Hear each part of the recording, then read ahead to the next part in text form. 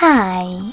In front of me is Samsung Galaxy S23 FE, and today I would like to show you how you can use one-handed mode. Begin by opening settings and scrolling down to access advanced features. Then click on one-handed mode and use this switcher at the top to activate it. Then click on one of those options to decide which one you want to use. Reduce display size with gesture or a button. After you decided, follow all of the instructions below the chosen one.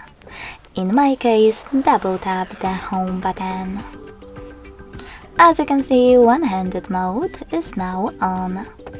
In order to change placement of it, use this icon on left or right side.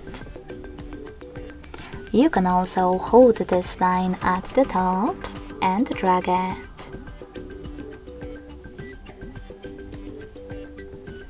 If you wish to go back, click on this blurry area.